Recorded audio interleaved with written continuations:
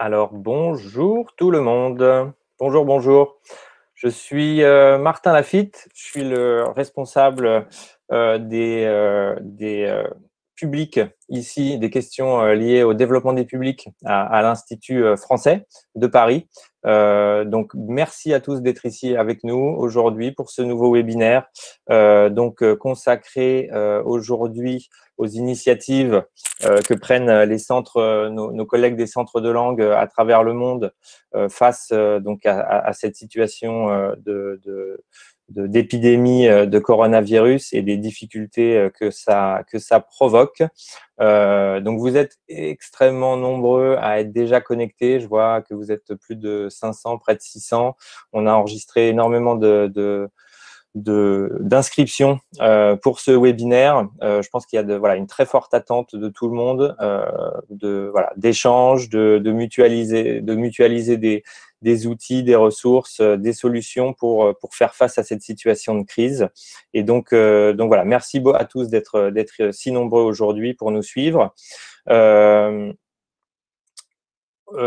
Pour vous accompagner aujourd'hui, donc il y aura bien sûr moi et je serai aussi épaulé par mon collègue de l'Institut français Jérôme Carujo, qui lui est en charge des dossiers éducatifs numériques et qui va vous accompagner tout au long de ce webinaire sur le chat.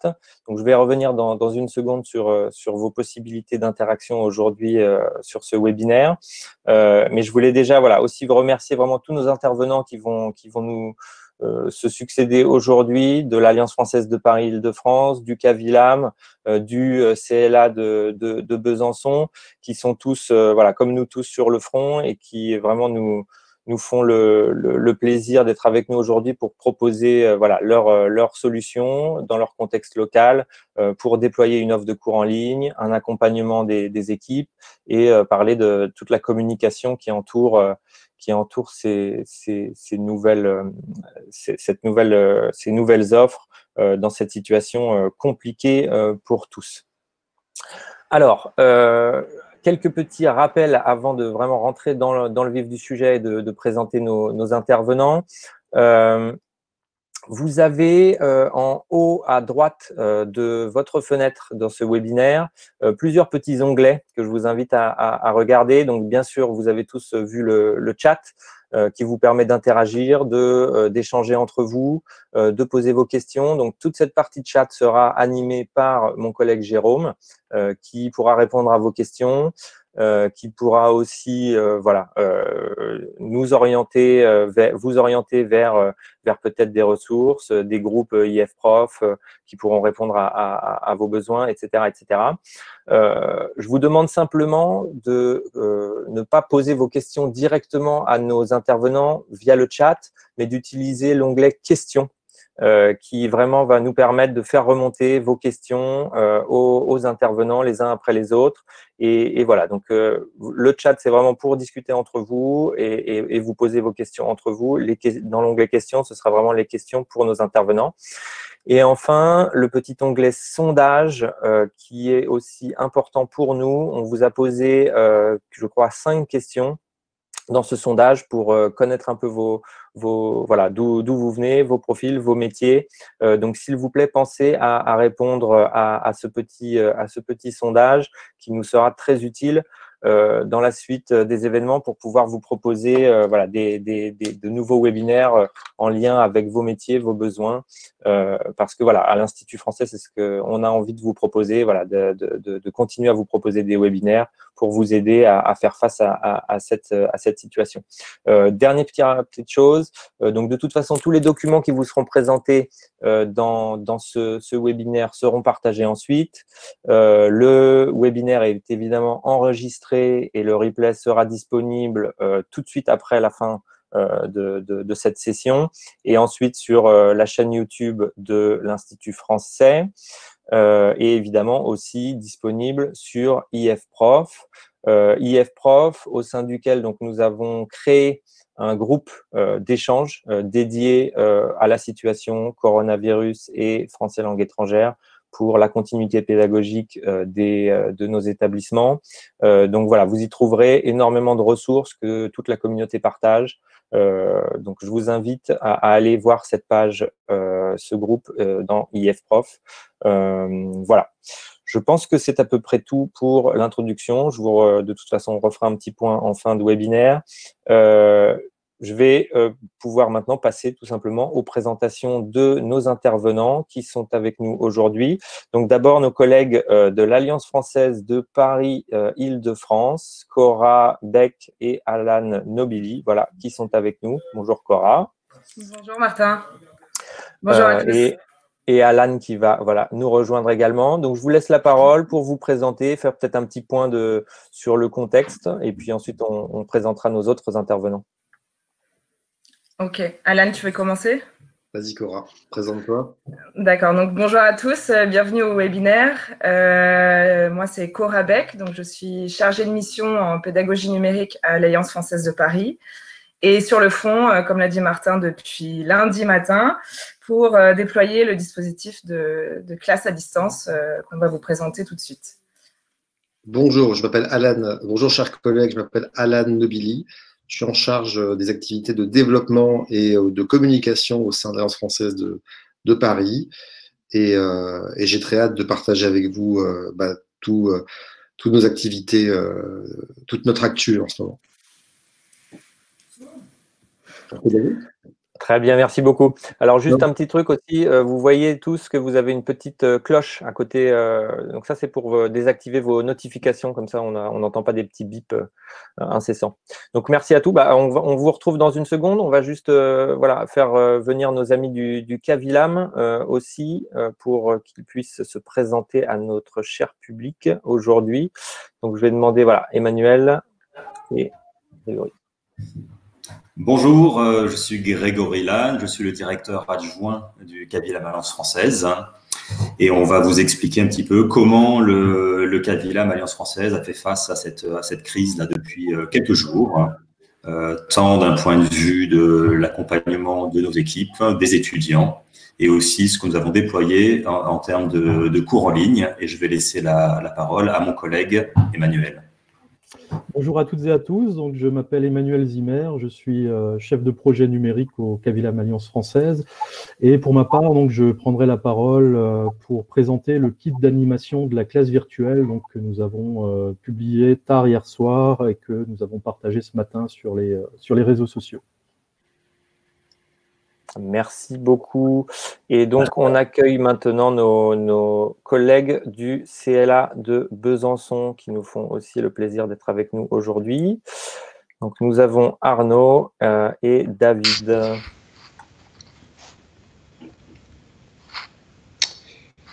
Donc, bonjour à tous. Donc, je suis Arnaud Panet, je suis le directeur du Centre de linguistique appliquée de Besançon.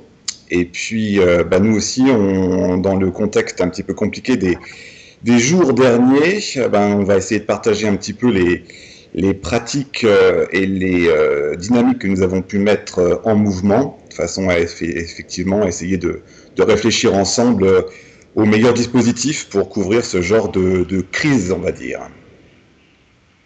Bonjour à tous, je m'appelle David Gaveau, je suis responsable KISS au CLA.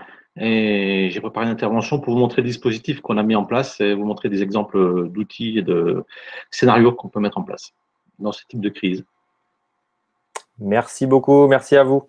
Alors, donc on va rentrer dans le vif du sujet maintenant. Donc, on va commencer avec nos collègues de l'Alliance française de Paris qui vont pouvoir prendre la parole. Je vais leur laisser la scène pour pouvoir présenter un petit peu leur méthodologie de travail par rapport à leur déploiement d'outils chez eux.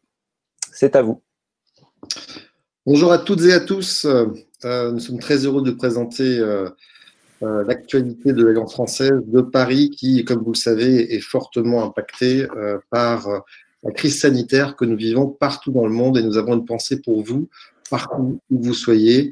Nous vivons actuellement la même chose et j'ai des frissons quand je pense à ce qui nous arrive. Donc, allons-y, partageons nos émotions et notre expertise. Donc, l'Alliance française de Paris, c'est ça et c'était ça. Donc, au 101 boulevard Raspail, vous apercevez nos bureaux respectifs à Cora et à moi, et ainsi qu'à toute l'équipe, aux 150 personnes qui travaillent tous les jours là-bas. Nous accueillons en moyenne 1000 étudiants. Ces 1000 étudiants aujourd'hui sont partis dans la nature, probablement chez eux, bien confinés. Alors, le 13 mars, nous avons décidé de fermer l'Alliance complètement, temporairement bien sûr, et nous disposons d'atouts. Nous savons déjà que nous sommes équipés. Il y a une équipe dédiée au numérique dont fait partie Cora. C'est un service tout entier qui s'appelle Pédagogie et projets numériques autour d'Annelise Dubois et de bien d'autres experts. Nous avons aussi des MOOC qui sont offerts gratuitement et qui rassemblent déjà plusieurs centaines de milliers de personnes. La partie formation professionnelle pour nous est très importante. Le DAE-FLE se fait à distance, donc nous avons aussi cet atout. Et puis un partenariat fantastique, très prometteur qui vient d'être lancé. Nous allons devoir concevoir, modéliser et déployer une nouvelle offre pédagogique. Nous allons devoir informer et former toutes les parties, s'intéresser. Et nous savons aussi qu'il y a déjà des opportunités. Donc, en même temps que de répondre à la crise, il s'agira de créer, enfin, de répondre à ces opportunités. Pour la partie conception de l'offre, on laisse la main à Cora et toujours sur le front. Merci, Alan. Donc, comme Alan vous l'a dit, on a fermé nos portes lundi matin, mais on avait commencé à anticiper en fait cette fermeture administrative au public et au personnel administratif dès la semaine dernière, en voyant ce qui se passait chez nos collègues, notamment à Hong Kong, à Milan, qu'on a pu suivre dans le webinaire de la semaine dernière d'IF-Prof. On a fait le choix, et Franck Desroches, le directeur, a fait le choix avec le comité de direction d'anticiper au moins une semaine avant pour essayer de choisir des outils et de préparer un dispositif de déploiement de classes à distance. Donc, notre choix s'est fait sur des outils qu'on maîtrisait déjà, alors pas tous en tout cas, mais on avait déjà une LMS dans notre institution qu'on utilise pour des cours de français linguistique pour une grande école supérieure et pour notre formation en hybride pour nos stagiaires du DPFP. Donc, cette LMS, c'est ApoLearn. Un certain nombre d'entre vous doivent la connaître puisque c'était la plateforme qui avait été communiquée par la Fondation Alliance française. Donc, ApoLearn, on avait déjà une certaine maîtrise. Donc, on s'est dit qu'on avait besoin d'une LMS pour tout ce qui était asynchrone, pour tout ce qui était dépôt de fichiers, communication, etc. vis-à-vis des apprenants. Et donc, on a fait ce choix-là qui nous paraissait pour nous le plus simple à prendre pour déployer auprès de nos équipes et de nos apprenants. Ensuite, on a choisi un outil de classe virtuelle qui nous permettait d'organiser des sessions live. Donc, à côté de la LMS, ça nous permettait vraiment de faire du regroupement en face à face, soit en cours particulier, soit en petit groupe, soit en grand groupe, pour maintenir l'ambiance de classe auquel est habitué nos étudiants. Alors, on a choisi Zoom parce que non seulement il est interconnecté avec ApoLearn, donc c'est très facile de programmer des classes virtuelles depuis ApoLearn sans avoir à passer par le compte administrateur Zoom. Et puis aussi parce qu'il a des fonctionnalités qui sont assez basiques et simples à prendre en main, à la fois pour les profs et pour les apprenants. Aussi en fonction de son tarif, puisque c'est une des solutions les moins chères sur le marché aujourd'hui. On a décidé aussi de partir dans un premier temps sur des contenus auxquels les profs étaient habitués et à dispenser dans leurs cours. Donc, on est parti des méthodes de FLE numérique et des logiciels notebook qui sont utilisés pour nos tableaux blancs numériques. Donc, l'objectif, c'était d'avoir un minimum d'outils à prendre en main par les enseignants et par les étudiants, et donc de rester vraiment concentré sur ces 4 outils-là en particulier, dont la grande majorité était déjà maîtrisée par les enseignants. Alors, en termes de dispositifs, on a décidé de faire… ce n'est pas nécessairement sur le modèle d'une classe inversée, puisqu'on peut utiliser avant la classe virtuelle la plateforme LMS ApoLearn pour faire du dépôt de ressources, soit à travailler en amont de la classe, de la session live, soit ou pas. Hein, ça dépend des modalités de cours qui ont été décidées par l'enseignant. L'objectif, c'est de ne pas imposer des pratiques, mais plutôt de proposer des modalités aux enseignants sans les obliger à suivre un dispositif unique. Donc, ApoLearn, avant la classe, ça nous permet de faire du dépôt de documents, mais aussi de retrouver toutes la communication du prof, c'est-à-dire les annonces, les discussions, les forums, etc. et de programmer les classes virtuelles. Donc ça, c'est en amont de la classe. Ensuite, pendant la classe virtuelle, donc sur Zoom, là, on est vraiment dans la session live, où on a un groupe classe avec webcam et audio. On a le notebook du prof qui est partagé en partage d'écran, donc on ne sort pas de ses outils habituels pour dispenser son cours. Et on a accès également à des ressources complémentaires, mais aussi à des outils d'animation de type chat, sondage et en sous-groupe pour faire du travail collaboratif. Donc ça, c'est vraiment tout ce qui est live. Et ensuite, après la classe virtuelle, l'objectif, c'est que l'enseignant puisse poster non seulement le contenu de son notebook en version PDF dans sa classe sur ApoLearn, mais aussi toutes les ressources complémentaires qu'il aura vues pendant la session live et pouvoir initier ou commenter des discussions, demander le dépôt des devoirs qui auront été faits ou pas pendant la classe virtuelle, et puis, et surtout, l'enregistrement MP4 de la classe virtuelle qui va permettre aux apprenants, soit ceux qui étaient en retard, soit qui ont eu des difficultés de connexion, soit qui ont été absents ou tout simplement ceux qui souhaitent réviser leur classe, d'avoir accès à l'enregistrement de la session live sur leur plateforme ApoLearn. Donc, on a vraiment ici un dispositif qui est assez global d'outils synchrones et asynchrones qui nous permettent de lancer la classe à distance, qu'elle soit virtuelle, synchrone ou non. Alors, en termes de préparation du dispositif, on a décidé, donc toute la semaine dernière, on a pris cette semaine-là pour créer énormément de contenu, pour mettre à disposition des profs, pour ne pas les laisser tout seuls face à leur écran. Et donc, on a décidé de créer des gabarits de classe par niveau. Donc, je ne sais pas si certains sont familiers avec cette terminologie. C'est un gabarit, c'est en fait un modèle de classe, un template qu'on peut créer sur ApoLearn et qui nous permet de mettre à disposition des profs du contenu de base dans sa classe à lui. Donc là, nous, le choix qu'on a fait, c'est dans un premier temps de prendre toutes les ressources des manuels, donc les PDF, les audios, les vidéos, etc., et de les mettre dans les gabarits de classe, Totem A1, Totem A2, Totem A3 et Lito B1, puisque ce sont les manuels que nous utilisons à Alliance Française Paris. Donc, une fois qu'on avait créé des contenus de classe de base, on est aussi parti dans la création de tutoriels, évidemment, donc des tutoriels à la fois vidéo, mais aussi papier, pour la prise en main des outils, donc pour la prise en main ApoLearn, mais aussi la prise en main Zoom pour les profs, pour les étudiants, donc un autre type de tutoriel pour étudiants, mais aussi pour nos administratifs, puisque là, on est depuis lundi tous en télétravail. Et l'objectif, c'est de faire monter en compétence l'ensemble des équipes de l'Alliance Française Paris pour qu'on soit tous à même de gérer le déploiement de ce dispositif, chacun à sa mesure. Donc, on s'est attaché à faire ça la semaine dernière. Et puis, on a aussi décidé de créer des documents qui nous permettaient de modéliser des scénarios de classe virtuelle, notamment pour une classe en extensif de 3 heures, donc 3 fois 3 heures dans la semaine sur un manuel, par exemple Totem. Et donc, dans ce scénario-là, on a pu, pour chaque étape de la séquence d'apprentissage, pour que ce soit les grandes étapes type de scénarisation, je suis en train de me perdre, de découverte, de compréhension globale, de compréhension finalisée, systématisation, production, etc.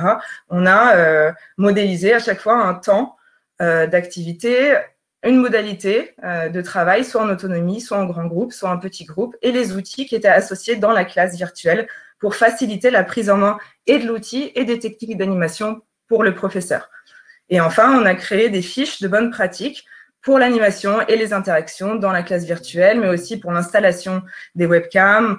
Voilà, donc on a créé tout un panel de ressources qu'on a mis à disposition des apprenants et des enseignants, évidemment.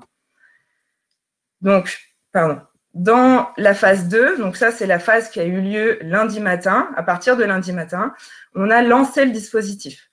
Alors, évidemment, on n'était pas tout à fait prêt dès lundi 9h. Donc, on a finalisé tous les documents dont je vous ai parlé avant le lundi.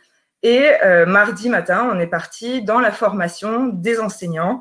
Alors, la sélection des enseignants pour ces formations, elle s'est faite selon plusieurs critères. Déjà, leur disponibilité, s'ils n'étaient pas en arrêt maladie ou s'ils n'étaient pas en garde de leurs enfants. Aussi, en termes d'outils, est-ce qu'ils avaient le matériel, les ressources technologiques adéquates pour la classe virtuelle à la maison. Et puis aussi sur base de volontariat, puisque l'objectif, c'est de ne pas obliger les personnes à faire quelque chose, surtout comme là, on est vraiment dans un bouleversement des pratiques enseignantes et des pratiques pédagogiques. Donc, c'était vraiment y aller d'abord avec une première série d'enseignants qui étaient volontaires et motivés. Et puis ensuite, quand les autres voient que ça marche, passer sur d'autres groupes de formation. Donc, ce sont des formations qui sont d'abord techniques, de prise en main des outils, mais aussi pédagogiques avec des scénarisations de classes virtuelles. On a mis en place également un suivi avec la nomination de référents pour un petit groupe de professeurs. Donc, ce sont des référents qui sont techniques et pédagogiques, et où, ça dépend. Et puis aussi une hotline donc, pour permettre aux profs de nous appeler en cas de souci sur leur classe virtuelle. Alors, du coup, comment ça s'est traduit concrètement? C'est qu'on les accompagne avant la classe virtuelle, avant l'heure du début de la classe virtuelle, pour s'assurer qu'ils sont bien connectés dans leur classe, que leurs étudiants sont bien dans la classe. Si ce n'est pas le cas, gérer avec eux dans l'urgence l'ouverture d'une nouvelle classe virtuelle et l'invitation des enseignants. Pendant la classe virtuelle, s'assurer que tout le monde est bien là, que tout le monde a accès à l'audio, que l'enseignant arrive à utiliser tous les outils d'animation, de partage d'écran, etc. de sa classe. Et puis, après la classe virtuelle, c'est un retour d'expérience, comment ça s'est passé, etc. Donc, l'accompagnement des professeurs, il est extrêmement important puisque ils sont poussés du jour au lendemain sur des pratiques et des outils qu'ils ne connaissent pas. Et donc, on voit qu'il faut vraiment accorder énormément d'importance à ces moments-là, être très à l'écoute, être vraiment dans un accompagnement pédagogique avec eux. C'est extrêmement important et on voit que ça porte ses fruits puisque nous, ça fonctionne bien malgré l'urgence. Alors, est-ce que je peux t'interrompre juste à ce stade ou pas? Oui. Parce qu'on a énormément de questions là déjà sur l'espace questions. Alors, juste à la volée, combien de personnes ont été mobilisées sur la première phase de votre déploiement? Alors, ça a mobilisé beaucoup de gens au sein de votre équipe? Alors, c'est surtout le service pédagogie et projet numérique de Anis Dubois qui a été mobilisé, et notamment Arnaud de Linzer, qui est ma collègue, et moi-même au pôle numérique, déjà sur le choix des outils, puis ensuite sur la création des tutoriels. Mais c'est aussi tous les formateurs détachés qui ont été mobilisés pour la création, la modélisation des scénarios, par exemple, et des bonnes pratiques d'animation. C'est aussi les équipes de référents pédagogiques du service linguistique et du service formation professionnelle qu'on a formé, nous, la semaine dernière à ces outils-là. Et c'est aussi le CODIR qu'on a formé la semaine dernière à la prise en main des outils. Donc, c'est vraiment un travail collectif. Alors, évidemment, il y a certaines personnes qui ont plus de compétences, d'expertise sur certains outils que d'autres. Mais c'est, comme je vous l'ai dit tout à l'heure, l'objectif, c'est vraiment de faire monter en compétence tout le monde parce que à un service seul, on ne peut pas du tout gérer un déploiement d'une telle ampleur. Oui, bien sûr. Voilà. Ok.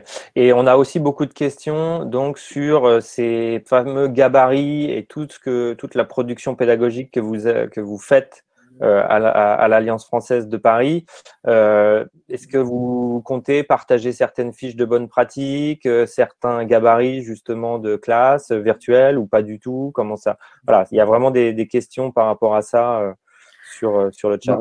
Dans nos valeurs partagées par l'ensemble des alliances françaises du monde, il y a la solidarité forcément.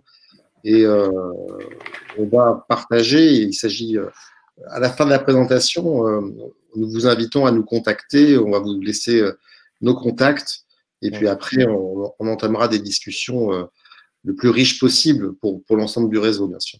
Oui. Et ceux qui sont sur AppleLearn, on peut évidemment leur partager les gabarits qu'on a déjà créés pour leur faire gagner du temps parce que c'est assez chronophage.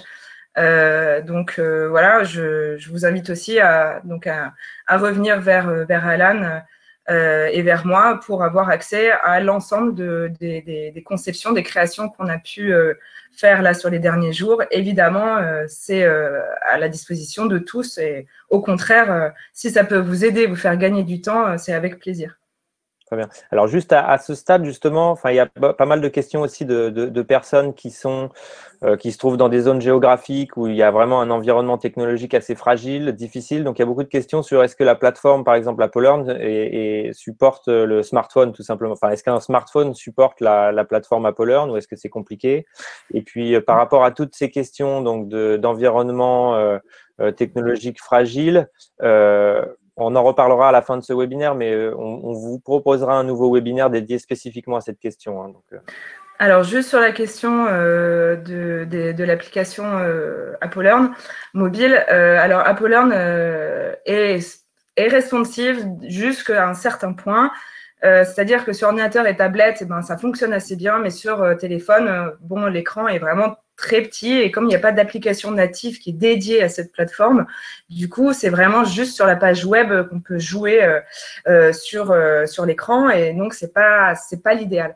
Par contre, je sais qu'ils ont prévu, Brice et Samit, qui sont les fondateurs d'Apple Learn, de sortir leur application qui sera plus une application de communication type WhatsApp, donc d'échange interclasse, d'ici le mois de mars. Alors, je ne sais pas, à mon avis, ils doivent être vraiment dans le rush en ce moment avec tout ce qui se passe, mais c'était prévu pour le mois de mars. Alors, peut-être que ça sera un petit peu décalé, mais il y a une application, en tout cas, de messagerie qui va sortir liée à Apple Learn. Entendu. Merci. Voilà. Alors, pour poursuivre le lancement du dispositif, c'était évidemment l'ouverture des classes. Donc là, une fois qu'on avait créé nos gabarits et tous nos contenus, on a pu partir en mode industrialisation. Surtout qu'on avait formé aussi les référents des équipes linguistiques à la création de classes. Et puisqu'on a à l'Alliance française environ, je crois, c'est 1000 étudiants par mois, c'est ça? Donc c'était énormément de création de contenu et de classes avec les inscriptions étudiants, avec la gestion de l'équipe pédagogique, de l'équipe administrative. Donc, on est parti là lundi matin et mardi matin sur l'industrialisation de la création des classes. Et puis aussi, ça a été la répartition des licences Zoom par prof. Nous, on a fait le choix d'acheter 30 licences Zoom sous un compte administrateur AF Paris. Et donc, on s'est réparti les licences par enseignant en fonction de s'ils enseignaient le matin, l'après-midi ou le soir. Voilà. Alors, en parallèle de tous ces efforts qui sont déployés de façon totalement transverse, avec vraiment une application du collectif, hein, de l'ensemble de l'Alliance, on a mis en place une stratégie de communication, à la fois interne et externe. Donc, mettre en place une stratégie, pour nous, ça a été se demander quel message faire passer, quel ton donner à nos messages aussi dans le contexte actuel, et puis suivant quels canaux. Alors, ce qui était assez marrant, c'est qu'en fait, on s'est aperçu que dans ce cas précis de la crise, communiquer en interne vers nos professeurs ou vers notre équipe, c'était finalement se mélanger avec la communication externe. C'est-à-dire que la communication externe, c'était de la communication interne. Nous ne visions qu'en fait qu'à continuer l'activité. Alors, donc, on visait aussi les étudiants, avant tout les étudiants qui étaient chez nous pour la communication externe et pas du tout l'ensemble du marché comme on fait d'habitude, où on se dit, tiens, on va, avec nos différents cours et services, toucher le plus de monde possible. Alors, on a élaboré tous ensemble donc une stratégie de contenu et cette stratégie de contenu est adossée effectivement à nos valeurs parce que lorsqu'on est en crise, il faut s'appuyer sur des choses solides. Alors, tout ce qu'on fait aujourd'hui, que ce soit en interne ou en externe, se base sur ces trois mots, la sécurité d'abord, la continuité et la solidarité. Sécurité pour protéger nos équipes et nos étudiants. Donc, c'est pour ça que dès le 13 au soir, ou lundi matin, il y a encore eu une réunion, mais dès vendredi, on était complètement fermé et l'ensemble de l'Alliance était organisé en télétravail. Ce message aussi, on l'a fait passer auprès de nos étudiants. Il fallait agir vite et bien. Le premier mot qui est apparu sur le tableau lorsqu'on s'est réunis, c'était il faut absolument maintenir l'activité le plus à distance possible. Donc, continuité pédagogique, c'est le mot aussi qu'on utilise en interne, mais nos étudiants veulent avant tout continuer les cours et c'est ce qu'on leur propose. Ce n'est pas que les cours. À l'Alliance française, comme dans toutes les alliances françaises du monde, à Paris, on a aussi des activités sociales, des activités culturelles. Ben, ça aussi, dès le départ, il faut les intégrer dans notre stratégie de communication et faire en sorte qu'elles se poursuivent par d'autres moyens, au même titre que les cours aussi vont se poursuivre à distance. Et enfin, dans la partie continuité, nous avons l'habitude de travailler à l'Alliance française de Paris, mais comme aussi dans d'autres instituts français ou alliances, selon les principes de l'amélioration continue.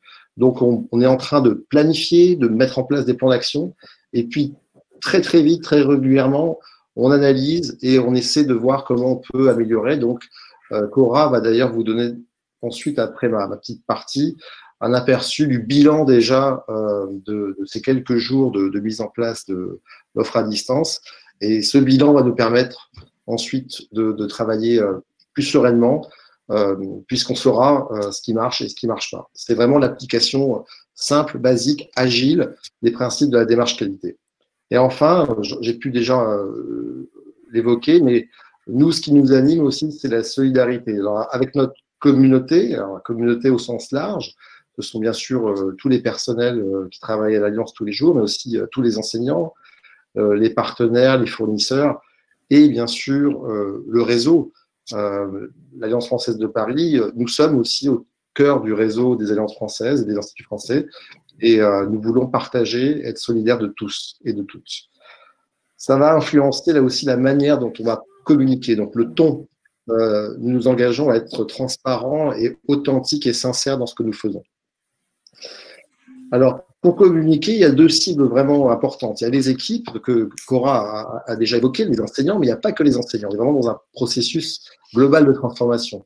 Immédiatement, dès qu'on a commencé à s'équiper pour se transformer, chaque service a créé des groupes WhatsApp. Donc ça, c'est un outil très important. Et d'ailleurs, on l'utilise non seulement sur nos téléphones portables, mais aussi l'application WhatsApp Web. Je vous la conseille fortement. C'est beaucoup plus simple de taper sur WhatsApp avec un clavier. Il n'y a eu que 2 réunions en présentiel. C'était le vendredi. On a réuni d'abord les enseignants, avec bien sûr au moins 1 mètre de distance entre chaque enseignant, puis après le personnel administratif. Et puis lundi, on a mis à disposition le matériel qu'il fallait aux personnes qui avaient besoin, par exemple, de PC ou de webcam. Du côté des étudiants, on a pu profiter du dernier jour d'ouverture, vendredi, pour visiter chaque classe et les informer de ce qu'on voulait faire et de la continuité de leur formation. Alors oui, c'est 1000 étudiants à peu près par mois, mais en fait, c'est 1000 étudiants par semaine, puisqu'on a une rentrée chaque semaine. Donc, ils étaient encore là pour partie le vendredi. Maintenant, nous communiquons avec eux tous les 2 jours au travers d'une newsletter. Donc, on fait un peu aussi un bilan des actions qui ont été faites pour eux par nos équipes. Et puis, on fait un point tous les 2 jours. Le site, lui, il concentre une seule page. On n'a pas voulu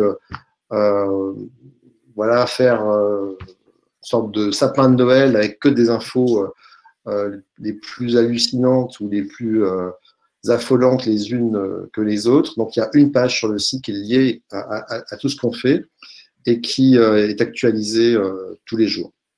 Donc, en fait, voilà, le but, c'est vraiment de rassurer tout le monde, étudiants, mais aussi les équipes, que l'activité se poursuit et qu'elle se poursuit en ligne.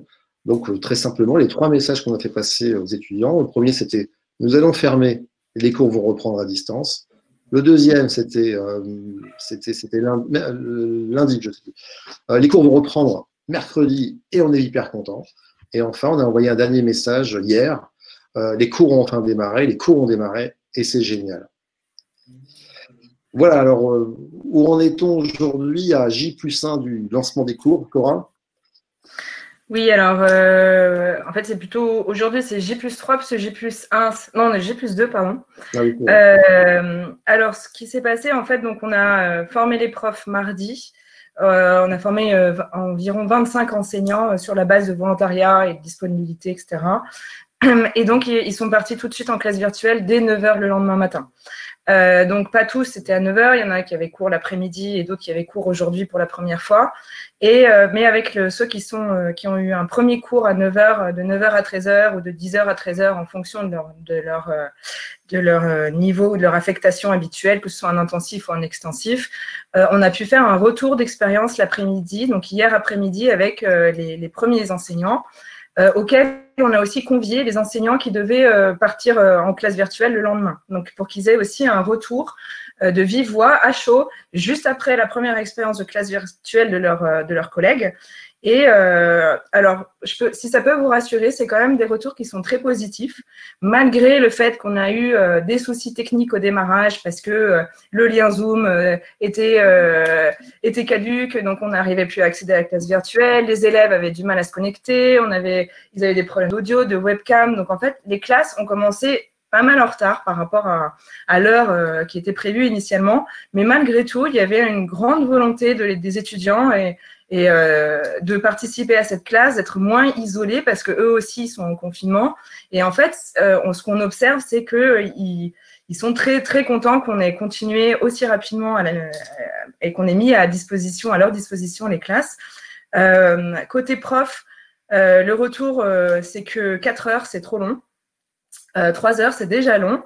Donc, j'ai vu là qu'il y a pas mal de questions dans le chat, justement d'enseignants ou de responsables qui demandent la durée d'une classe virtuelle. Alors, selon les bonnes pratiques, normalement, ça devrait être 2 heures, 2-3 heures max, pas plus. Nous, là, dans l'urgence, on a juste reproduit ce qu'on avait en présentiel en virtuel. Alors, on s'est retrouvé avec des groupes de 4 heures avec 18 étudiants. C'est pas du tout, à mon avis, des bonnes pratiques à mettre en place dans vos centres à vous. Mais nous, on a fait ça pour ne pas perdre les étudiants et parce qu'on avait besoin aussi de cette phase de démarrage dans l'urgence et on a fait comme on a pu. Alors, le retour là-dessus, c'est, à mon avis, pas dépasser 3 heures. Et si vous pouvez rester sur des groupes d'une dizaine, voire douzaine maximum d'apprenants, c'est quand même beaucoup plus facile à gérer pour l'enseignant et pour les apprenants en termes de prise de parole et de temps de parole, c'est quand même beaucoup plus fluide.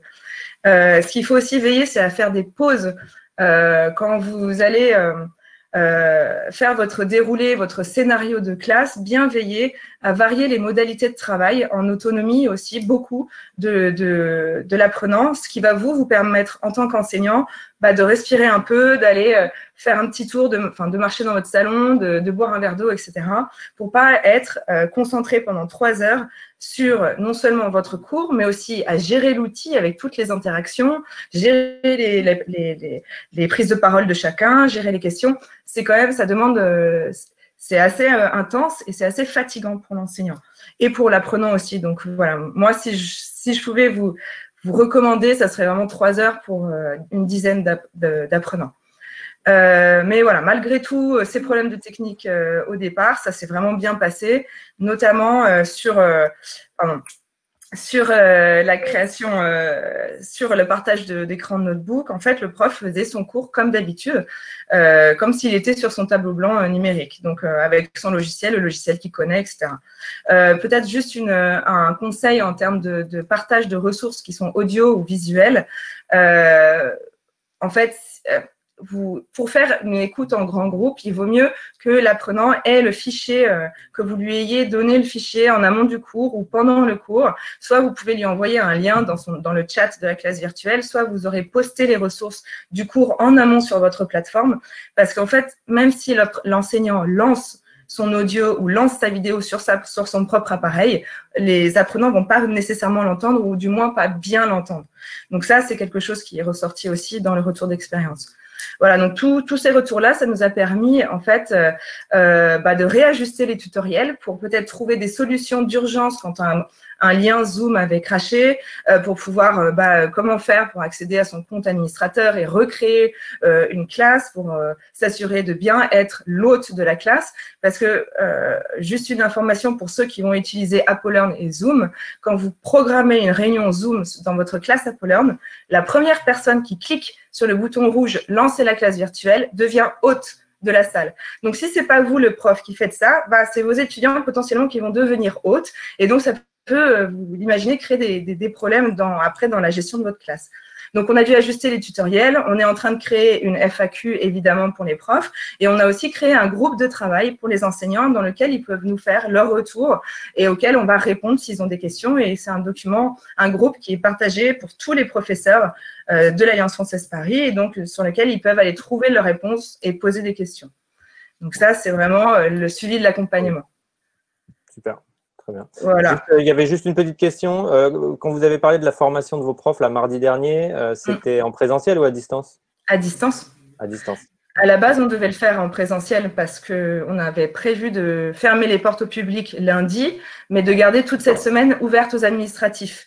Mais avec les nouvelles restrictions de mouvement qui ont été énoncées dans le week-end par le président, on a dû fermer totalement et donc on a fait tout à distance. Alors, c'était à la fois compliqué à mettre en place, mais c'était pas si mal, c'était pas plus mal en fait, parce que du coup, on était tout de suite mis sur l'outil.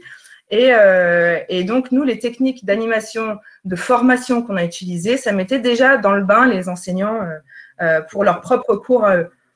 Voilà, donc à J+2 ou +3 aujourd'hui, donc on a pour le moment 25 professeurs formés, 15 classes ouvertes, 150 étudiants dans ces classes. Donc, bon, sur les 1000 étudiants qu'on a, évidemment, c'est un début, mais je crois que la communication du service d'AN commence à porter ses fruits puisqu'on a de plus en plus de demandes d'étudiants, d'ouverture de classe, de suivi de classe. Et puis, il y a aussi un bouche à oreille qui est en train de se mettre en place parmi les étudiants eux-mêmes et qui disent, voilà, l'Alliance française continue ses cours à distance, ça fonctionne, revenez.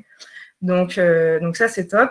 Et puis, du coup, on va devoir faire en fonction d'assurer la continuité du cours pour plus de personnes. Donc, on va dès demain partir sur la formation de nouveaux groupes de professeurs et puis lancer à partir de la semaine prochaine des cours hors méthode, donc des cours soit sur objectifs spécifiques, soit du cours particulier, soit pour les entreprises, etc. Voilà, donc là, en fait, on avait vraiment cette première semaine où on était sur le lancement du dispositif, sur ce que connaissaient les profs pour les stresser le moins possible. Et à partir de la semaine prochaine et des semaines suivantes, si le confinement continue, commencer à déployer l'ensemble de notre offre de cours, qu'elle soit sur manuel ou hors manuel. D'accord, entendu. Oui, car effectivement, en fait, il y a aussi l'idée de non seulement de rassurer les enseignants, mais de rassurer les étudiants. Qui, vous imaginez, pour la plupart, ont voulu rentrer chez eux, dans leur pays, ou avant que les frontières se ferment, hein, parce que c'est un peu ça l'enjeu. Mais alors, beaucoup, par exemple, nous demandent à être remboursés. Nous remboursons, bien sûr, le plus vite possible, mais nous offrons, par exemple, l'accès aux classes virtuelles. Nous leur proposons, en tout cas, nous allons leur proposer plus exactement dès vendredi. Pour l'instant, on se concentre sur ceux qui sont restés, qui sont dans nos classes. Ceux qui sont partis, on va essayer de les rattraper jusqu'à la prochaine session, puisque l'objectif, c'est effectivement la prochaine session qui démarre en avril, qu'elle soit ouverte à tous et à toutes, et qu'elle soit comme les autres sessions d'habitude, c'est-à-dire qu'elle soit payante, en fait. Donc, toute notre offre, l'objectif, c'est qu'elle soit complètement à distance à partir de début avril. Encore une fois, il n'y a pas que les cours, il y a aussi les activités culturelles. Notre métier, c'est la langue française et la culture. Donc là aussi, notre département, notre service culturel réfléchit et va mettre en place dès vendredi des activités plutôt sociales pour rassembler les étudiants qui avaient l'habitude d'aller chez nous à la bibliothèque ou à la cafétéria pour se retrouver. Il y a bien sûr des opportunités, nous le pensons nombreuses, pour toucher certaines cibles. Alors nous, on va lancer aussi très rapidement une offre pour les entreprises, ce qu'on appelle des clients B2B, des cours individuels ou des cours en mini-groupe. Voilà. Donc voilà pour l'expérience de l'Alliance française de Paris. Vous pouvez nous contacter, on va vous laisser nos coordonnées pour continuer nos échanges et puis renforcer notre réseau et nos partenariats. Merci beaucoup. Merci à vous, vraiment merci beaucoup pour cette présentation très très complète. Bon, il y a énormément de questions, mais je pense qu'on va les garder un peu pour d'autres intervenants et puis pour la fin de ce webinaire du coup. Mais en tout cas, vraiment merci beaucoup pour ces propositions, ces solutions. Et puis voilà, j'encourage les gens à vous contacter. De toute façon, on mettra tous les contacts de nos intervenants dans le compte rendu qui vous sera transmis et qui sera partagé. Donc ne vous en faites pas. Voilà. Très bien. Merci à vous. Et bon courage. Ouais, et on vous retrouve tout à l'heure de toute manière pour de nouvelles questions, j'imagine. Voilà, donc merci. Donc on va maintenant accueillir nos collègues du Cavilam. Est-ce que vous êtes toujours avec nous? Oui, magnifique. Oui, bonjour. Bonjour. Bonjour. Bonjour Très bien. Martin. Je vous laisse du coup la parole pour présenter aussi ce que vous avez mis en place chez vous, votre démarche et puis les outils que vous aimeriez partager avec notre communauté. Ouais. Merci. Donc bonjour à toutes, bonjour à tous. Je vais essayer d'être assez concis pour laisser un temps de parole à Emmanuel qui pourra donner des conseils vraiment précis et avisés avec le kit que nous avons mis en place ce matin pour aider la communauté des professeurs de français dans ces moments difficiles. À Vichy, au Cavillam, Alliance française, on a une situation, voilà, un contexte un peu particulier puisque nos étudiants viennent expressément à Vichy, au Cavillam, pour des séjours en immersion complète à raison de 20 heures de cours en présentiel par semaine. Et c'est vrai que depuis la crise, on a eu un effondrement des inscriptions des étudiants. Aujourd'hui, on est à 90 étudiants, une petite centaine d'étudiants. Et à cette période-là, en général, on est plutôt à 300 étudiants par semaine, étudiants ou professeurs en stage pédagogique. Il nous a fallu, comme tout le monde, répondre à l'urgence de la situation et on a anticipé, heureusement, quelques jours avant les annonces de fermeture des établissements d'enseignement. Et on s'est mis en ordre de marche forcé. Dans un premier temps, la priorité a été d'assurer la continuité pédagogique des enseignements, des cours pour les étudiants présents. Les cours en présentiel se sont terminés vendredi dernier à 15h30 et ils ont repris dès le lundi suivant, donc 3 jours après, à 100% en ligne. Dès 9h le matin. Donc, il n'y a pas eu de perte de cours pour les étudiants. Et c'est vrai qu'on a pu compter sur une équipe pédagogique, mais également sur une équipe technique, informatique, vraiment très réactive. Et je saisis l'occasion ici pour les en remercier. Certains des étudiants ont eu bien sûr des difficultés de connexion ou même d'équipement. Donc, on a mis également en place des dispositifs pour essayer de leur faciliter la tâche. Tout simplement, on leur a prêté du matériel, que ce soit des ordinateurs portables ou des tablettes, donc individuellement pour qu'ils puissent suivre tous les enseignements en ligne. Cette mise en place, elle a vraiment été possible parce que en quelques jours, on a pu former une vingtaine de professeurs, 22 exactement. On a mis en place une assistance technique, une assistance pédagogique pour aider les enseignants en temps réel, à distance bien sûr. On a développé des tutoriels à la fois pour les enseignants, mais également pour les étudiants de notre centre. L'important pour nous, ça a été de sécuriser au maximum les étudiants, tous les acteurs du centre. Ça a été ce défi, on a pu le relever avec une équipe, comme je disais, informatique qui a été vraiment très performante. Sans ces 2-3 personnes déterminantes, les délais de mise en place de ce dispositif auraient été quand même beaucoup plus longs. Et aujourd'hui, en ce moment même, on a 22 professeurs qui travaillent en ce moment, soit le matin, soit l'après-midi en ligne de chez eux. Dans ce contexte particulier, il a fallu agir avec rapidité, avec agilité, et l'outil qui répondait le mieux pour nous à ce contexte complexe a été l'outil Google Meet, qui, pour des raisons d'accessibilité, de praticité et de possibilité de mise en place rapide. Et c'est un outil qui est gratuit. Après quelques jours d'expérience, on a retenu quelques éléments importants. Déjà, et ça, je pense que c'est commun à tous les centres, que la solidarité des équipes, des professeurs, de tout le personnel est vraiment exemplaire et même parfois assez émouvante. Que vu l'urgence de la situation, dans un premier temps, c'est-à-dire dans les 2-3 premiers jours, on n'a pas cherché la perfection pédagogique, mais on a cherché à être efficace, rationnel, pragmatique pour que les cours puissent continuer en ligne normalement. On a également constaté qu'en à peine quelques jours, toutes nos équipes de professeurs ont pu capitaliser énormément sur l'expérience acquise et sont déjà en train d'échanger des bonnes pratiques entre eux. Et on peut dire quasiment que dès la semaine prochaine, ils seront devenus des experts de l'enseignement en ligne. Une autre leçon qu'on peut tirer, c'est que c'est possible, avec des moyens humains qui sont réduits, avec des moyens financiers qui sont relativement réduits, on peut migrer des cours en présentiel aux cours à distance relativement facilement et assez rapidement. Donc, il ne faut pas se décourager, c'est vraiment possible, tant qu'il y a vraiment de la bonne volonté, de la solidarité et vraiment un esprit d'équipe. En même temps, la priorité pour nous a été également d'assurer un lien social entre les étudiants et nous, entre les étudiants et le centre, qui sont confinés chez eux, comme nous tous. En utilisant le même outil qui est Google Meet, notre équipe culturelle a mis en place un programme d'animation, d'activité à distance et toujours pareil avec une réactivité qui est assez extraordinaire.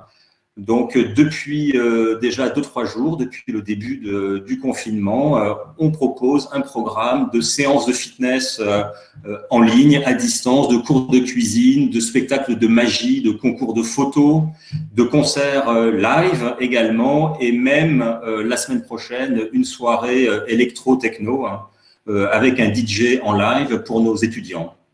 L'objectif était vraiment de limiter au maximum l'isolement des étudiants, mais également du personnel et du CAVILAM. Et toutes ces contraintes-là, finalement, nous forcent à être vraiment très, très créatifs. Et ce qu'on se disait entre nous, entre collègues, c'est que dans cette crise-là, qui est difficile, qui va durer malheureusement, on a l'impression, il y a une forme d'exaltation et qui est très motivante pour avancer dans les jours à venir, dans les semaines à venir. Et on pense qu'il y a vraiment un avant et un après cette crise-là. Une autre chose qui est importante au CAVILAM, mais ça fait partie de notre ADN depuis de nombreuses années, c'est la formation des professeurs. Chaque année en présentiel, nous avons 800-900 professeurs qui viennent se former dans nos murs.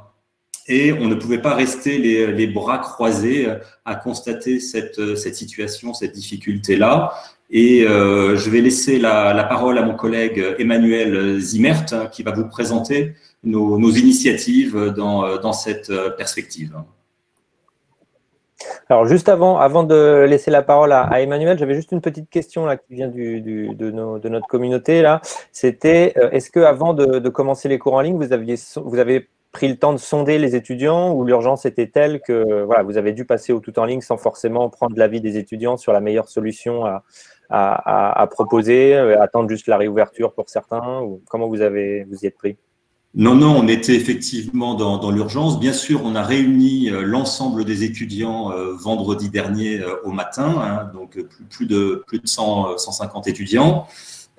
Et on leur a expliqué quel allait être notre plan, ce qu'on allait mettre en place. On leur a distribué des tutoriels au format papier, mais également au format numérique sur leur espace de travail numérique. Et on a, nous, décidé au CAVILAM quel allait être l'outil, par exemple, qui allait être utilisé. Ce qui a été important, c'était de leur dire que le volume horaire des cours à distance allait être le même que le volume horaire des cours en présence, ce qui n'est pas simple finalement, mais on voit que ça marche. Donc là, nos étudiants ont cours 4h30 à distance par jour. Donc, et au niveau de la tarification, du coup, ça n'a pas modifié la tarification? Alors, on a eu à ce jour une seule question d'une étudiante sur ce point-là. Donc, à ce jour, on traite les cas de manière particulière. Okay. Très bien. Merci beaucoup. Merci. Merci Martin, merci Grégory. Donc, après la préoccupation première d'assurer cette continuité pédagogique et relationnelle, nous avons décidé de travailler dans l'intérêt collectif du réseau, notamment en préparant un kit pédagogique d'animation de la classe virtuelle. Donc, l'idée a germé vendredi dernier. Et d'ailleurs, je salue tous les efforts de mes collègues qui n'ont pas compté les heures pour que ces 12 fiches pratiques puissent être partagées, publiées rapidement. Donc, c'était vraiment un travail collectif qui rassemblait à la fois les premières expériences, les premiers retours de nos collègues en classe virtuelle, donc déjà depuis lundi matin, mais également donc un certain nombre d'outils que nous utilisions déjà au sein du Cavilam. Donc ce kit est mis à disposition gratuitement sur notre site de ressources, donc www.leplaisirdapprendre.com. J'ai prévu un petit lien raccourci, un code QR, donc j'espère que vous arriverez à accéder rapidement et directement au kit. Donc prenez-le bien en note, frama.link/cavikit, donc c'est un lien raccourci qui vous mène directement sur la page qui vous permet de récupérer les informations. Si vous êtes sur mobile, vous pouvez flasher le code QR et le consulter directement après ce webinaire. Donc, d'être utile au réseau et de former les enseignants, donc comme le disait Grégory précédemment, sont vraiment deux éléments constitutifs de l'ADN du Cavilam. Et donc, dans cette optique, ce kit a pour objectif d'apporter des éclairages non seulement sur les outils, car on voit que les déploiements techniques sont soumis à différentes contraintes. Donc, il y avait l'urgence qui nous a fait opter pour Google Hangouts Meet dans un premier temps, tout simplement car au Cavilam, nous utilisons, nos adresses Cavilam sont des adresses Gmail en fait, et nous avons l'habitude d'utiliser les outils Google. Donc, c'était très simple de les interfacer avec notre ENT maison. Et donc, ce qui a permis en quelques jours d'assurer la transition numérique sur nos cours. Mais également donc sur les pratiques, car c'est vraiment un bouleversement des pratiques d'animer des classes virtuelles. Donc, le kit propose 12 fiches avec un panorama donc, sur les outils de vidéo, des outils de visioconférence. On a ciblé des outils grand public pour que les collègues puissent assurer une transition immédiate, mais également des outils spécifiques à la classe virtuelle, des outils également pour mettre en place des activités en direct, donc annexes aux outils proposés par l'outil de visioconférence, des conseils pour bien démarrer également. Et on a mis des déroulés d'activités, donc un ensemble d'activités génériques et 2 séances d'exemples, une pour le niveau A1, qui est le niveau le plus compliqué à prendre en main quand on commence la classe virtuelle, car il faut alterner beaucoup d'activités et présenter plusieurs types de documents. Donc ça nécessite une manipulation, peut-être une plus grande dextérité sur la manipulation de l'outil numérique. Donc, c'est une première version du kit. Il est prévu pour être évolutif et donc sera régulièrement enrichi. Quelques petits points de vigilance, par exemple, que met en exergue ce kit. Il y a notamment une attention particulière à prêter au circuit de diffusion et de partage des documents. Donc, dans une classe en présentiel, on peut venir avec des photocopies, différents types de documents que l'on peut transmettre de manière très simple et on a l'habitude de le faire. En ligne, c'est vrai qu'il faut prévoir à l'avance de les déposer, ces documents, de les partager, d'ouvrir des droits d'accès, parfois de modification pour mettre en place des activités. Donc, tout cela, c'est un ensemble de nouveaux réflexes à acquérir pour être à l'aise dans la classe virtuelle. Donc, c'est bien sûr un élément abordé dans le kit. Il y a également l'importance de verbaliser toutes les actions. Donc là, d'ailleurs, c'est la situation de notre auditoire en ce moment. Donc, on est devant un écran si jamais on fait des actions sans les commenter, ça peut être perturbant car on ne comprend pas trop ce qui se passe à l'écran. Donc il y a vraiment toute une nouvelle narration, une nouvelle scénarisation de la classe qui est à imaginer, à mettre en place. Également, vérifier le bon fonctionnement des outils, car ça, on le remarque depuis quelques jours. Beaucoup de plateformes et de sites ne sont pas préparés à une montée en puissance rapide de leurs serveurs. Et le flux d'utilisateurs ayant drastiquement augmenté ces derniers jours, donc on se rend compte que certains outils ne sont parfois plus disponibles ou ont une stabilité fluctuante. Donc c'est également la situation particulière qui nous amène à ces constats. Mais donc vérifiez bien le fonctionnement des outils. C'est d'ailleurs une piste que nous envisageons en interne de créer, de mettre en production des outils numériques créés par notre équipe pour sécuriser justement nos enseignants et nos cours. Je peux t'interrompre juste une seconde? Bien sûr, Martin. Parce qu'on a pas mal de réactions là justement sur la durée des sessions de visio de ces classes. Comment vous pratiquez au Cavilam? Est-ce que c'est des séances de visio qui durent effectivement 4 heures ou est-ce que c'est juste Non, pas du tout, voilà, parce que une des grandes spécificités de la classe virtuelle, c'est également un taux d'attention qui fluctue très rapidement. Hein. Microsoft avait publié une étude il y a 1 ou 2 ans qui disait que le taux d'attention par minute est d'à peu près 8 secondes. Donc, c'est assez intéressant comme donnée. Et donc, pour garder le public captif, nous, on est pour l'instant sur des séances de 45 minutes le matin, donc 3 séances avec des pauses, et l'après-midi sur des séances d'1 heure. Donc, on n'excède pas 1 heure, et toujours avec une petite pause pour garder un rythme et surtout de la motivation sur les créneaux. Donc ça fait des journées quand même assez denses, et c'était important de proposer des séances de classe virtuelle courtes et bien aérées, je dirais. Donc c'est merci beaucoup pour la précision. Donc on travaille également sur les formations en ligne, hein, donc sur l'animation de classes virtuelles, mais également, je dirais, sur le numérique de manière générale, car pour se sentir à l'aise, quand on débarque dans l'outil de classe virtuelle, il y a tout un ensemble de bonnes pratiques, comme je le précisais avant, donc partager des documents, etc. Et ce qui semble être évident pour certains est loin de l'être pour tout le monde.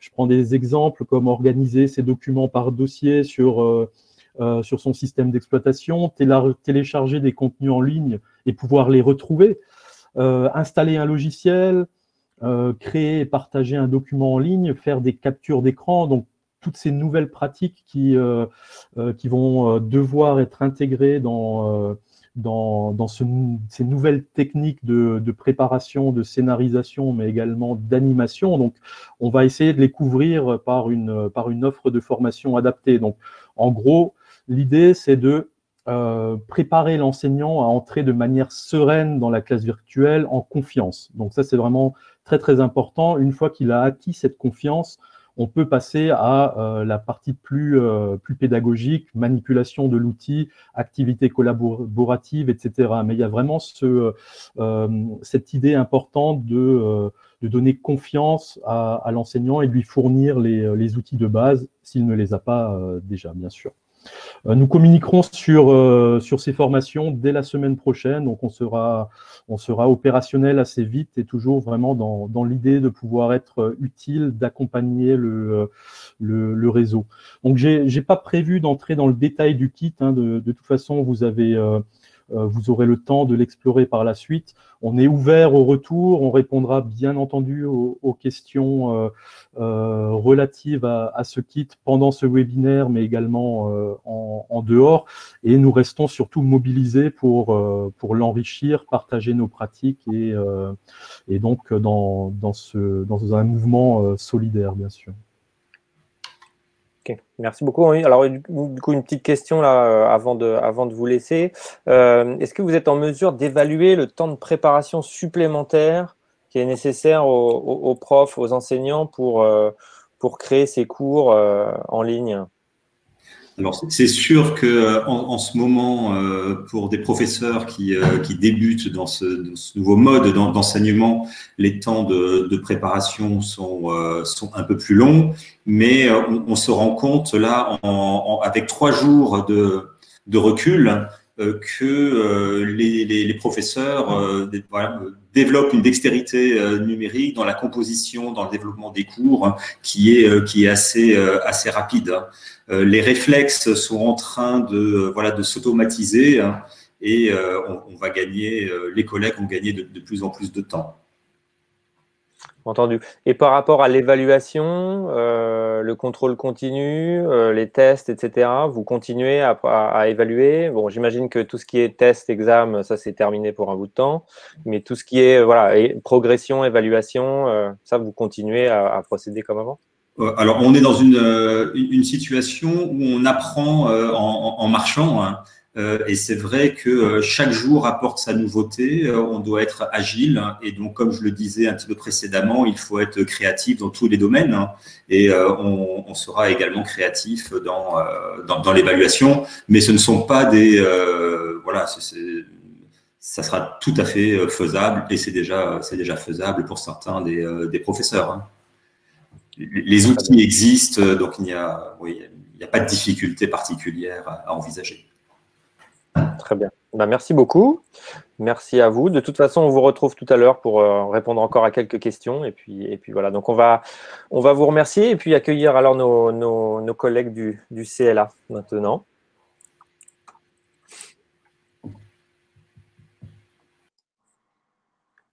Alors voilà, rebonjour à vous, rebonjour David, rebonjour. Voilà, donc je vous laisse la parole et vous interromprai pour poser quelques petites questions aussi. D'accord. Moi, je vais essayer d'être assez succinct aussi, assez concis, et puis je vais reprendre un certain nombre de réflexions que nous partageons d'ailleurs avec les collègues qui se sont exprimés précédemment. Alors, la crise, on l'a voyé monter petit à petit, donc on avait essayé de l'anticiper un tout petit peu. En fait, on a eu à peu près 48 heures de retard dans la gestion de la crise. Ce qu'on avait réussi à faire, c'est d'ores et déjà de planifier une réunion pédagogique qui se tenait le vendredi dernier, justement pour pouvoir mettre en place de façon opérationnelle les choses. Et puis, on avait identifié un dispositif dont David va vous parler juste après, et qui nous semblait une réponse adaptée par rapport aux problématiques du CLA. Alors, on a travaillé de la sorte. La déclaration du président Macron nous a cependant précipité les choses, et il a fallu très très vite de fait être opérationnel. Et on a pu, mais heureusement qu'on avait planifié un petit peu ces réunions-là, on a pu effectivement, vendredi et samedi, travailler de façon à pouvoir réouvrir nos cours à distance à partir de lundi matin. Alors, sachant qu'on est dans un contexte particulier au CLA, avec je ne sais pas si vous rencontrez tous ce type de problèmes, mais on a des programmes assez distincts les uns des autres, c'est-à-dire que certes, nous avons ces programmes intensifs, donc programmes intensifs qui peuvent être de 3 heures par jour, et on a aussi des programmes intensifs de 5 heures par jour. On a par ailleurs un programme qui est langue, culture, société et qui lui accueille des étudiants qui doivent acquérir des ECTS pour pouvoir valider leur parcours et leur suivi de parcours d'études en France dans le cadre des coopérations académiques que nous pouvons avoir avec des universités.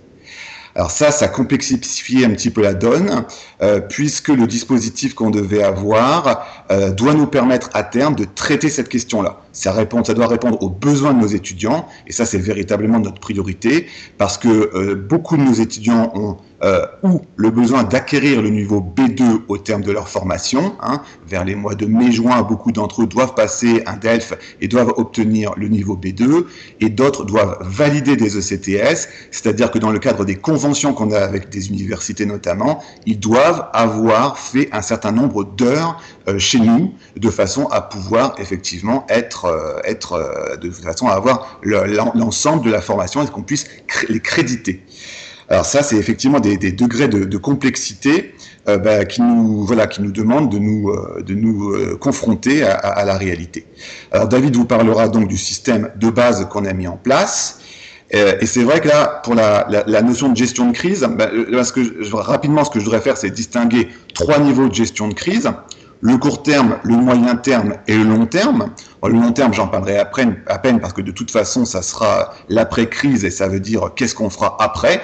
Mais je crois que dans tous les cas de figure, qui que l'on soit, on aura beaucoup appris au terme de cette crise et ça s'avérera, en fait, d'une certaine façon, intellectuellement, elle est très intéressante et elle aura beaucoup fait évoluer nos pratiques.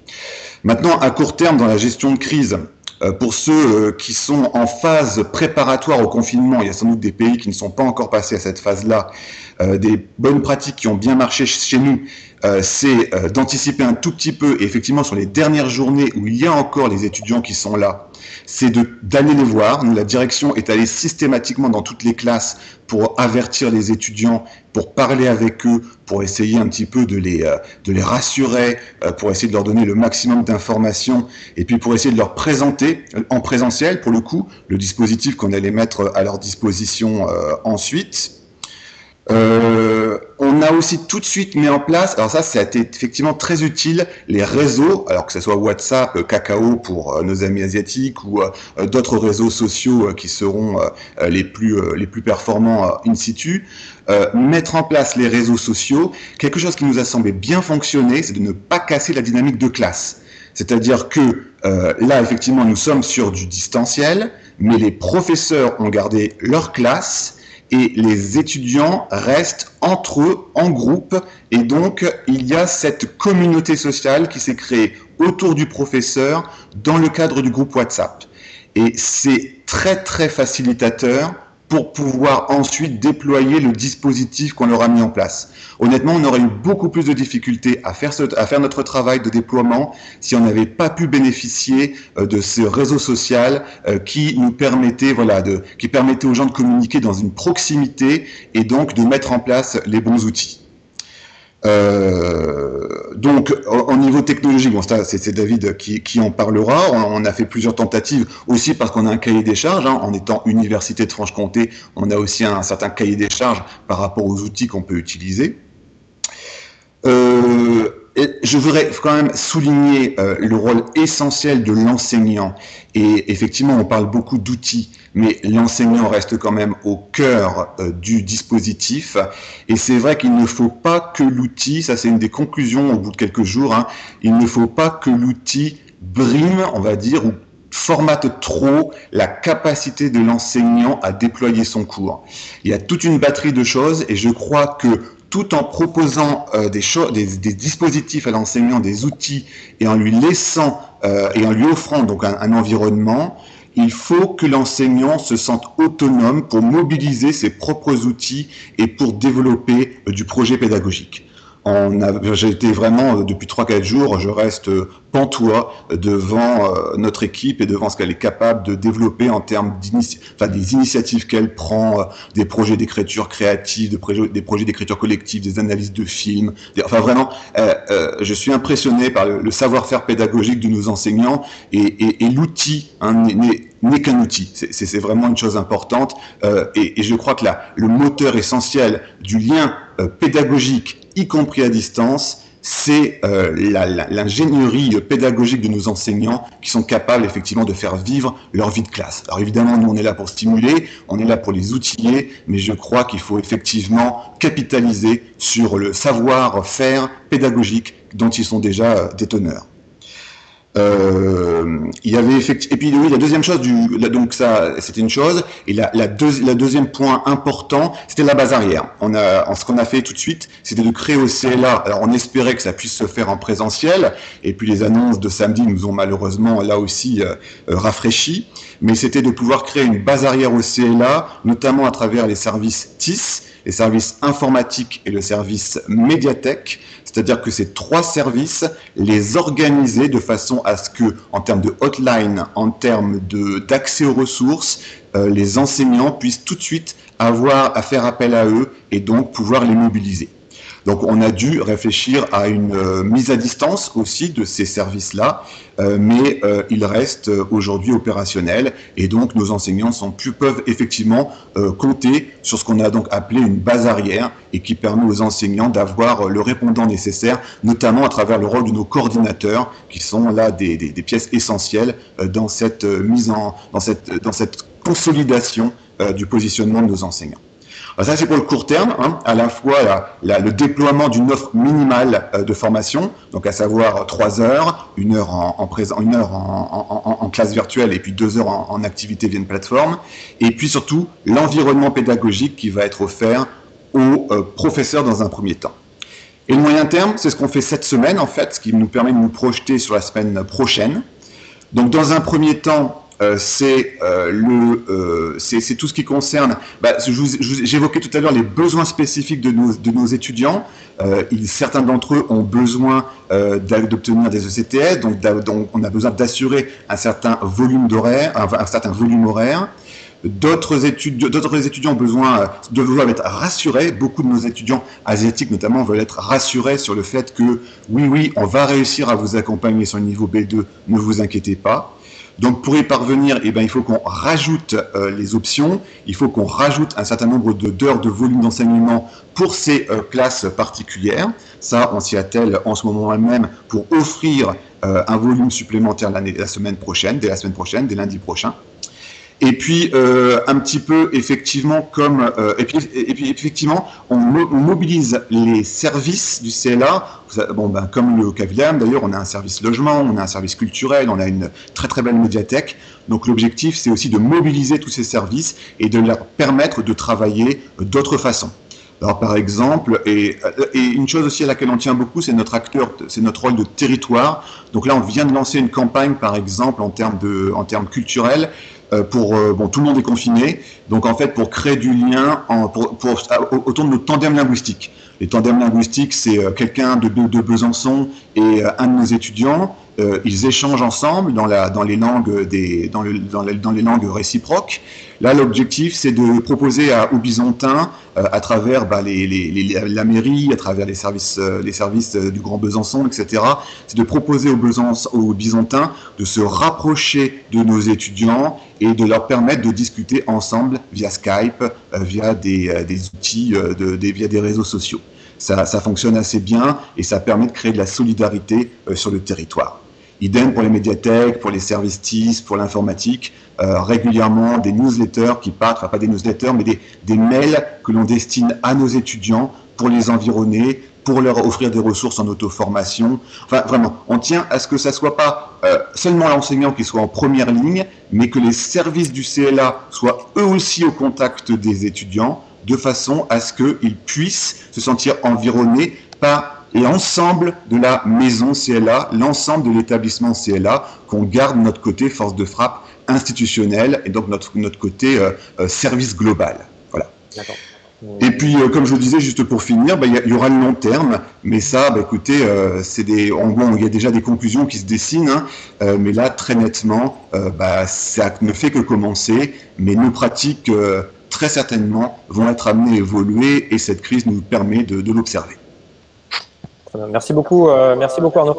Avant de passer la parole à David, j'avais juste une petite question sur est-ce que vous arrivez comment vous faites quand des étudiants en fait ne veulent pas suivre ces propositions de cours en ligne? Est-ce que vous arrivez à les convaincre quand même de suivre pour qu'ils puissent continuer à suivre ces cours quelle est votre réaction face à des étudiants, des apprenants qui seraient un peu réfractaires et qui diraient non mais moi j'ai payé pour un service en présentiel, je ne veux pas suivre votre alternative?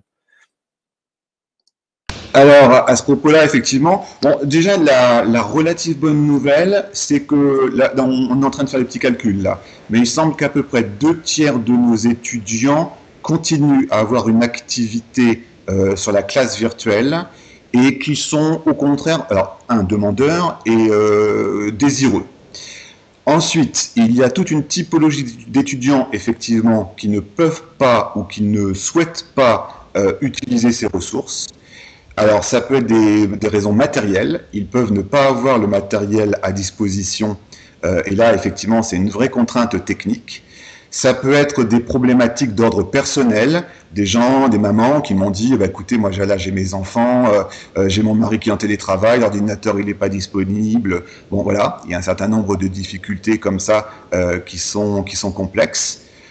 Par contre, ce que nous faisons, c'est justement grâce à la cohésion du groupe classe et au rôle de l'enseignant, nous avons demandé à nos enseignants, et nous lui demanderons de continuer ce travail-là, d'aller chercher tous les enseignants. Grâce au WhatsApp, la totalité de la classe est inscrite sur le WhatsApp.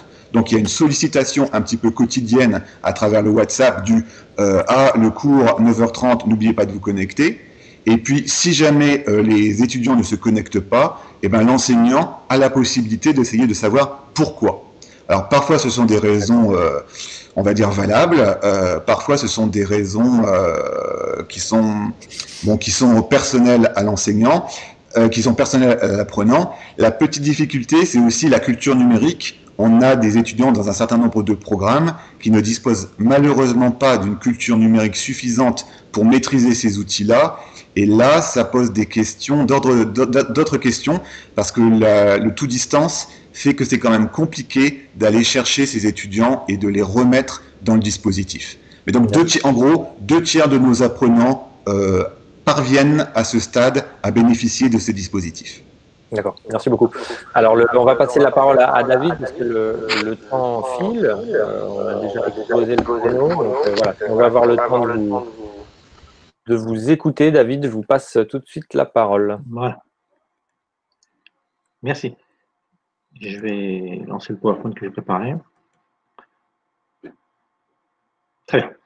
Donc, au CELA, on a une expérience déjà dans l'enseignement numérique, puisque ça fait déjà plusieurs années qu'on s'intéresse au sujet. Et on a toute tiré d'outils qui est disponible, comme a dit Arnaud, parce qu'on est quand même dans un environnement public à l'université et qui propose déjà des dispositifs d'infrastructure qu'on peut utiliser. Donc, les outils, ce sont lesquels? Ce sont des outils, soit des outils de plateforme, de LMS, Moodle en l'occurrence, puisque c'est ce qui est utilisé dans l'enseignement supérieur, et également des outils de visioconférence qui permettent de faire de l'enseignement à distance synchrone. Le CELA également intervient par le biais de formation depuis longtemps dans le réseau ou dans la formation de profs, soit dans le réseau en se déplaçant, soit en accueillant des stages de profs chez nous, mais également des formations internes également, puisque moi je m'occupe de la formation interne des enseignants pour le numérique, et nos enseignants, en plus des outils dont ils disposent de formations pour les utiliser. Donc on ne partait pas de rien pour mettre en place un dispositif.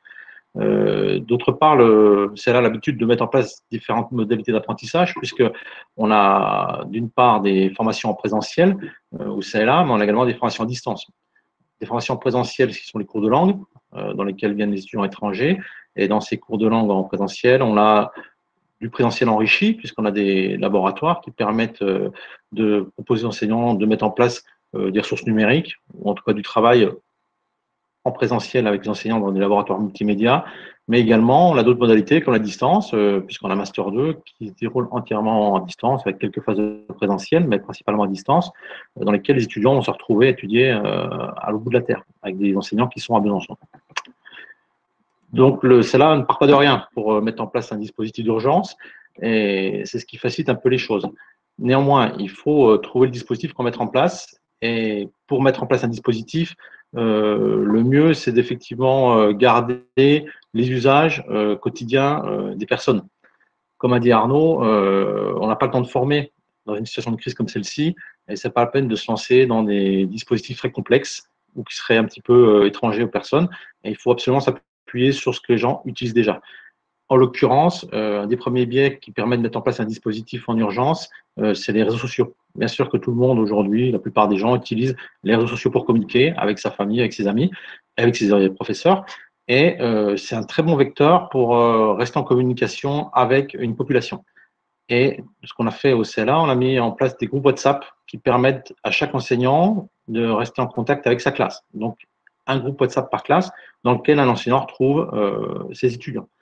C'est le vecteur de communication qui va permettre d'annoncer aux élèves ce qui va se passer sur un autre outil qui est la plateforme. Et c'est le deuxième élément du dispositif, un outil de chat un réseau social pour communiquer, et un outil de LMS, ou une plateforme, on va dire, dans laquelle on retrouve toute une agrégation d'outils qui vont permettre de mettre en place un cours. Nous, au CELA, on utilise la plateforme Moodle depuis une vingtaine d'années. Donc, on a la possibilité rapidement de mettre en place, et les profs utilisent déjà Moodle d'ailleurs, en fait, hein, pour la plupart, pas tous, mais en tout cas, les plus avertis l'utilisent régulièrement, et tout le monde connaît la plateforme Moodle. Donc, une plateforme, c'est quoi? C'est une agrégation d'outils qui va permettre de mettre en place du contenu pédagogique qui sera disponible pour les étudiants. Ça peut être du contenu, des fichiers, des documents audio, des documents vidéo. Ça peut être également des outils d'évaluation, des outils de communication, des outils de présentation. Donc, tous ces outils-là vont être agrégés dans un espace de cours que le prof va assembler pour son usage. Et une fois qu'on a réalisé cet environnement, l'environnement va permettre d'accueillir les étudiants pour travailler. La troisième pierre du dispositif, ce sont les systèmes de visioconférence. On a deux systèmes de visioconférence à l'université. C'est un dispositif qui s'appelle Rendez-vous, Renater, et un autre dispositif qui est Adobe Connect. Ces deux dispositifs permettent de mettre en place une classe virtuelle, enfin une visioconférence, dans laquelle les étudiants vont pouvoir communiquer de manière synchrone avec leurs professeurs, et vous allez retrouver différents outils de type chat, échange de documents, diffusion de documents en direct, et surtout l'interaction synchrone. Donc le dispositif qu'on a mis en place, il a regroupé ces trois outils. Un réseau social pour communiquer, une plateforme avec des outils pour pouvoir mettre en place du contenu pédagogique, et un outil de visioconférence qui permet aux enseignants de communiquer en direct avec leurs étudiants. Quel est le scénario qui a été mis en place avec ce dispositif? On a planifié le fait que les enseignants allaient mettre en œuvre 1 heure de visioconférence par jour à destination de leurs étudiants et 2 heures d'activité sur la plateforme, ce qui représente en tout un travail de 3 heures par jour pour les étudiants. Donc les enseignants communiquent par le biais de WhatsApp. Alors, on utilise WhatsApp en France, mais comme a dit Arnaud tout à l'heure, ça dépend des usages pour chaque pays. Là, les outils que je montre, c'est ceux qu'on utilise à Besançon parce qu'on est dans un contexte particulier. Après, je vous montrerai d'autres outils qui permettent de mettre en place ce même type de dispositif avec d'autres logiciels. Bien sûr que chaque pays n'utilise pas les mêmes outils. Il se peut très bien qu'on utilise, par exemple, en Thaïlande, c'est plutôt Line qui est utilisé, plutôt que WhatsApp. Voilà. Il y a d'autres pays où ce sera d'autres logiciels qui sont plus populaires.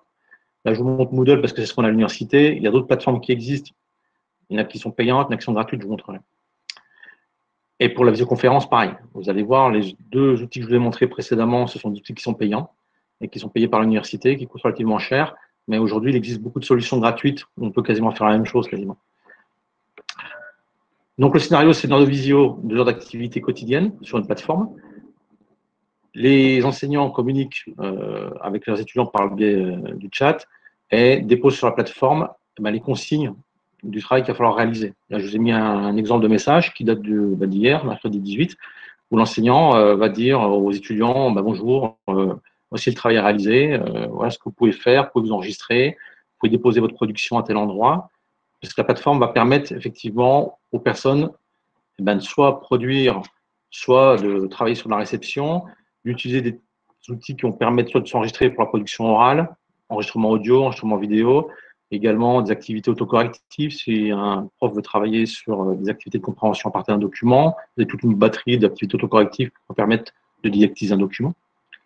Donc, l'enseignant met le message sur la plateforme et les étudiants, après, ont la possibilité de déposer leur production. En l'occurrence, ici, c'est la production orale par le biais d'outils où le prof va récupérer les productions et va pouvoir les corriger, les évaluer, etc.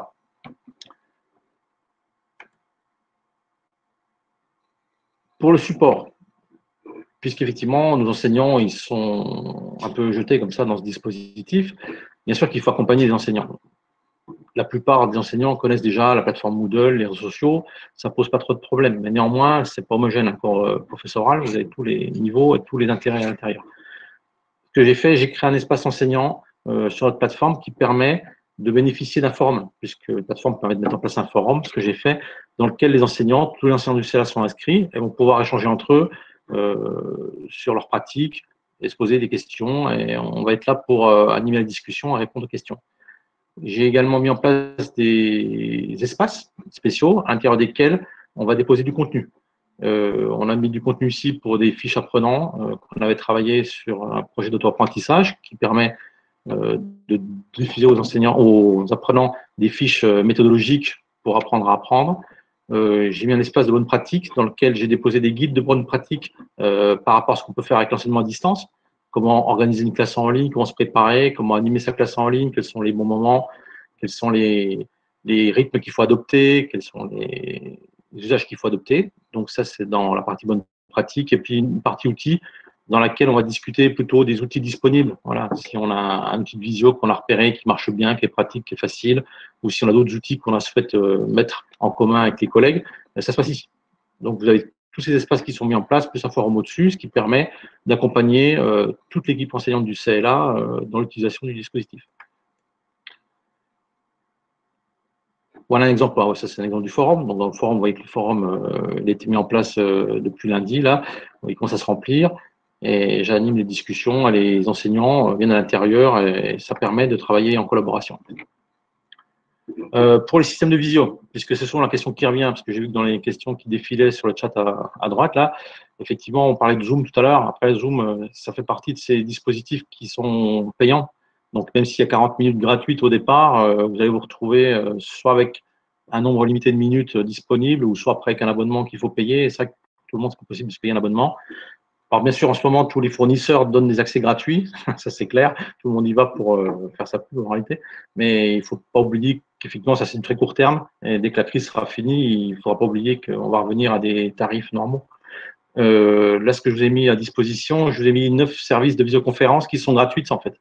Ça, c'est tous les services de visioconférence qui font quasiment le même travail, c'est-à-dire qu'on va sur cette adresse, que ce soit Framatalk, Webroom, JumpChat, Hello, et vous allez pouvoir simplement en vous connectant sur une page web, vous tapez l'adresse et vous bénéficiez tout de suite d'une salle de visio, un peu comme on est maintenant, là, avec un chat à droite, la possibilité de se connecter à plusieurs, il n'y a pas de limitation, il n'y a pas de logiciel installé, il n'y a rien à faire en réalité, il y a juste une adresse à diffuser, c'est complètement ouvert et c'est complètement gratuit.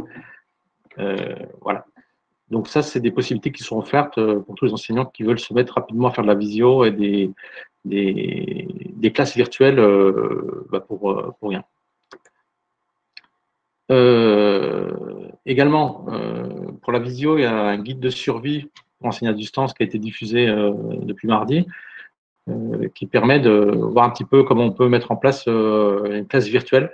Je l'ai mis à disposition dans les espaces pour les profs du CLA. Je pourrais le mettre à disposition sur vos espaces si vous voulez, ce qui permet d'expliquer un peu. C'était ma question. J'allais te poser la question, en fait. Savoir si on pouvait partager ça aussi au sein de… Mais bien sûr, je suis venu pour donner. Tout est gratuit, même moi. Donc, du coup, voilà, je vous mettrai le guide. Effectivement, c'est un guide que j'ai mis à disposition des profs dans les espaces du CLA. Je le mettrai à disposition. Ça vous permet rapidement de voir quelles sont les bonnes pratiques et les bons usages à mettre en place en quelques lignes. C'est un guide qui doit faire à peu près 5-6 pages, même pas 4 pages. Et vous allez vite comprendre voilà, qu'est-ce qui est le plus important pour mettre une classe virtuelle rapidement en place. Ça, c'est pour la visio. Donc, le visio, je vais montrer les fournisseurs gratuits puis un guide. Pour les LMS, si vous voulez mettre une plateforme en place, il y a Moodle Cloud qui est un hébergement de plateforme Moodle gratuit. On peut être dessus jusqu'à 50 utilisateurs complètement gratuitement. Et ce n'est pas simplement le temps de la crise. Hein, ça existe depuis longtemps et c'est permanent. Donc, vous avez des hébergements gratuits de Moodle qui existent. Alors, même si Moodle, c'est un petit peu technique, effectivement, il faut être rompu à l'usage de Moodle. Ça, c'est un autre souci. Mais j'ai oublié de le mettre dans… J'ai préparé ça hier soir, vite fait. Là, j'ai oublié de mettre un autre truc qui est assez important, enfin, qui est beaucoup plus simple d'utilisation. C'est le réseau Edmodo. Si vous voulez mettre en place un système de plateforme où vous retrouvez… alors, c'est beaucoup moins riche que Moodle, c'est clair. Hein, vous n'aurez pas autant d'activités, autant de possibilités de paramétrer votre cours.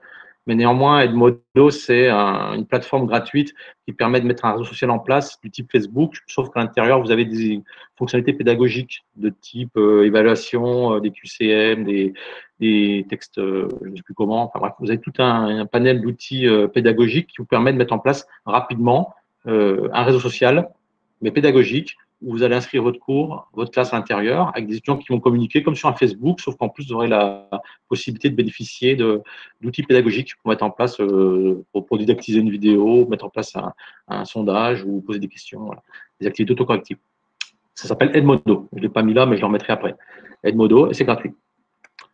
Des sites de ressources également. Alors, je ne veux pas vous mettre tout le catalogue des sites de ressources parce qu'il y a déjà des annuaires qui le font très bien. Le Point du Fleu, bon, je pense que tout le monde connaît maintenant. Ça permet d'aller sur un site qui va proposer des ressources en ligne gratuites, pareil. Vous allez pouvoir piocher, ils sont classés par compétences, par niveau, par point de communication et tout ce qu'on veut.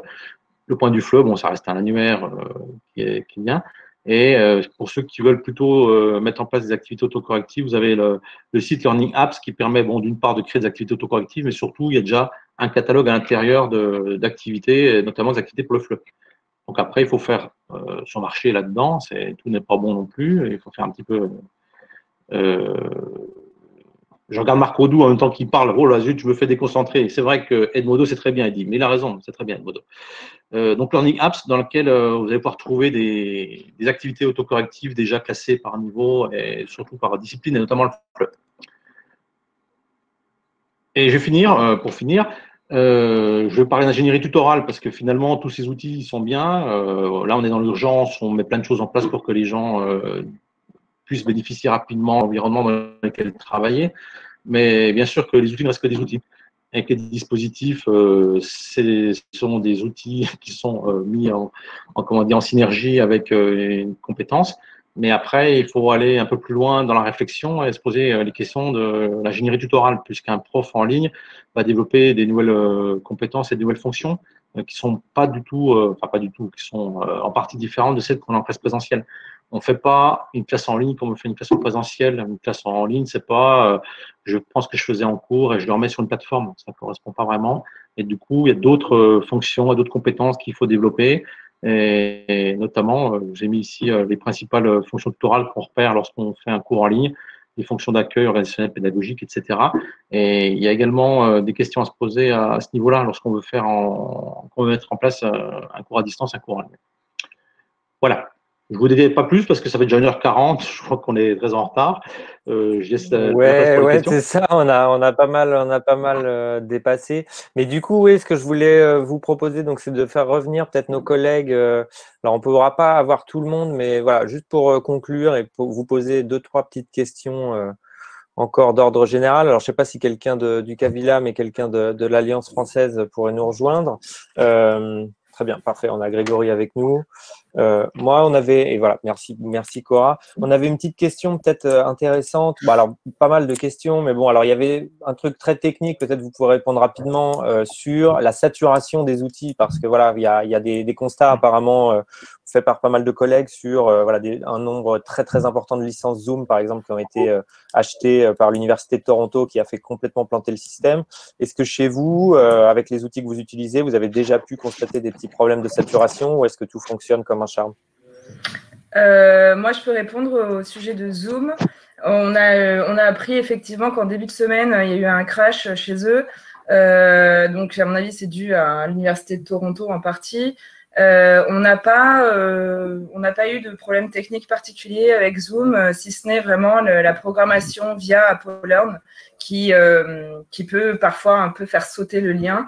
Donc moi, ce que je recommande, c'est de gérer la programmation d'une réunion via l'interface administrateur Zoom et ensuite d'aller copier-coller l'URL de la réunion qui est générée sur votre plateforme LMS. Mais en dehors de ça, on n'a pas eu de problème, non. Je peux compléter aussi ce que vient de dire Cora. Nous, on a rencontré des soucis, alors pas trop sur la plateforme de visioconférence. Donc, on utilise Google Hangouts Meet. Donc, Google a encore des serveurs solides, ça tourne plutôt bien.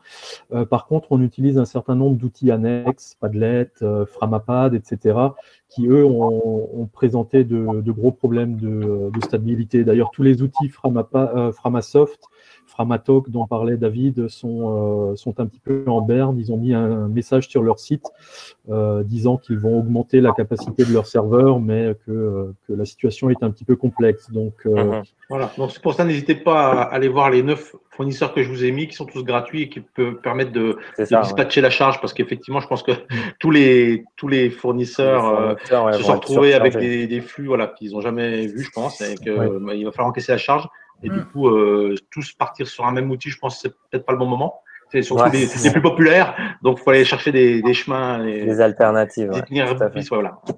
Alors, on avait aussi une petite question, peut-être vous pouvez répondre rapidement aussi, sur justement comment est-ce que vous avez géré la différence de culture numérique, digitale au sein de vos équipes pour passer justement au cours en ligne. Est-ce que ça a été une difficulté ou est-ce que finalement ça se passe plutôt pas mal? Au Cavilam, ça se passe plutôt assez bien. Les difficultés qu'on a eues, c'était plutôt sur les équipements techniques des étudiants qui n'avaient pour certains qu'un téléphone portable, par exemple. Donc, c'est pas facile de suivre un cours en ligne, notamment pour la production écrite sur un téléphone portable. Et donc là, on a réagi et puis on a mis à disposition des tablettes pour les étudiants. Après, il y a aussi les enseignants, les professeurs sont là aussi pour accompagner justement les étudiants, bien sûr d'un point de vue pédagogique, linguistique, mais aussi numérique. Bien sûr. Et du côté des profs, justement, là, ça… Alors, on a eu la chance également d'avoir de commencer les classes virtuelles quand il y avait encore des gens dans les locaux, donc on a pu vraiment assister, accompagner les enseignants dans leur première séance d'animation. Donc on avait anticipé cela. Les formations s'étaient faites la semaine précédente, donc on a pu les accompagner sur site. Parce que l'autre, dans la forme qu'on a mis en place de support, c'est que les plus compétents vont aussi solliciter les moins avertis, et ça permet de faire beaucoup d'échanges. Je vois que dans le forum, ce qui est intéressant, moi, c'est de voir ceux qui quasiment ne sont pas familiers du sujet, venir poser des questions et puis mettre une synergie avec les plus aguerris. Et finalement, ça se fait aussi comme ça. Hein. Et à Paris, c'est bien passé aussi? Moi, comme je vous le disais en début de présentation, on a fait d'abord appel aux enseignants qui étaient disponibles, qui avaient tout le matériel et qui étaient volontaires. Après, on avait un niveau d'acculturation aux outils et aux pratiques numériques qui était différent en fonction des profils enseignants, mais on a tâché de proposer des formations pour tous les niveaux, de partir de la base et d'essayer de vraiment les accompagner à la fois en formation, mais aussi dans leur pratique en direct avec leur classe. Et puis pour la création des tutoriels, à la fois profs et étudiants. Ça, c'est. On va aussi créer une adresse mail ou des groupes sur la LMS pour recueillir les questions des étudiants pour la prise en main qui est plus ou moins complexe des outils. Voilà. Faut créer des outils de suivi en fait et de réponse, soit en direct, soit décalé, mais voilà. Bien sûr. Ok, et juste peut-être une petite dernière question avant de conclure, c'est vraiment sur la suite. Du coup, comment est-ce que vous communiquez sur vos prochaines sessions? Certains établissements sont déjà entre deux sessions. Est-ce que vous vous préparez parce que j'imagine c'est tout le monde vers le mois d'avril, les prochaines sessions. Donc, comment est-ce que vous préparez ça? Est-ce que vous communiquez sur la continuation des cours en ligne ou voilà? Je pense que là, nous tous, on travaille beaucoup en ce moment à demain, à l'avenir pas lointain, mais très proche, pour trouver des nouvelles offres à proposer à nos étudiants, bien sûr. Entendu, très bien. Nous aussi, de notre côté, alors moi, je ne suis pas la plus à même de vous répondre sur ces questions de communication, parce que ce serait plutôt mon collègue Alan, je ne sais pas s'il va nous retrouver, mais en tout cas, on a une communication quasi quotidienne avec nos étudiants. Voilà. Oui, tout à fait. Mais nous avons prévu de lancer notre prochaine session début avril entièrement en ligne. Entièrement en ligne. Calqué sur le modèle du calendrier qui existait déjà. Voilà.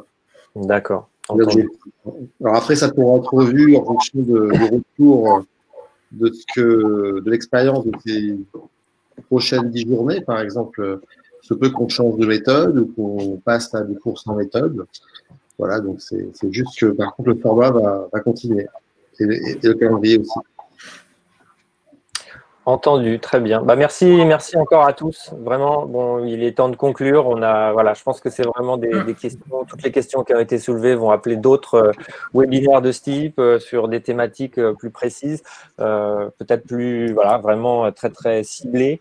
J'en profite du coup, voilà, pour remercier aussi donc vraiment tous nos spectateurs qui ont été vraiment très très très nombreux aujourd'hui. J'ai reçu un petit message que la salle était pleine à un moment et que des gens ne pouvaient plus rentrer. Donc voilà, je pense qu'il y a vraiment, je vous remercie encore vraiment tous les intervenants pour vous être rendus disponibles aujourd'hui et répondre à ces questions vraiment très très très très chaudes. Ce que je disais au départ de ce webinaire, c'est que nous, donc à l'Institut français, on va continuer à proposer ces séances de façon hebdomadaire, sans doute chaque jeudi à 14 h. Voilà, donc là, il y a ce petit message qui s'affiche devant vous, envoyé par mon collègue Jérôme, sur le prochain webinaire qui sera donc dédié aux réponses possibles, mais dans un contexte où l'environnement technologique est beaucoup plus fragile que qu'en Europe ou que en Amérique ou en Asie ou dans les pays développés, quoi. Donc voilà, là il y aura encore beaucoup de choses à aborder et puis on prépare de nouvelles interventions pour les semaines qui viennent. Donc restez avec nous. Encore une fois, voilà, on vous invite aussi à vous inscrire tous sur la plateforme IFProf et rejoindre le groupe dédié à cette question, coronavirus et FLE, les initiatives du réseau, au sein duquel voilà, on partage tout ce qu'on vous a proposé aujourd'hui, des annuaires de ressources pédagogiques, de ressources culturelles. C'est vraiment un lieu d'échange et de partage. Donc voilà, rejoignez-nous et puis de toute façon, on continue à être sur le front avec vous, à vous accompagner et on fera intervenir de nouveaux collègues dans les semaines qui viennent. Voilà, donc vraiment encore merci à tous nos intervenants, à notre public. Vous pouvez dire au revoir. Bon, ouais. Voilà. Merci à tous. Merci à tous et bon courage. Et donc le replay est disponible immédiatement et on le postera sur notre chaîne YouTube de l'Institut français pour le partager avec le plus grand nombre. Voilà. Merci. Merci, à bientôt. Au revoir. Et bon courage à tous. Et bon courage. Restez bien confinés chez vous. Ne tentez pas le diable. À bientôt tout le monde. Au revoir. Au revoir. Merci Martin. Merci Jérôme. Merci.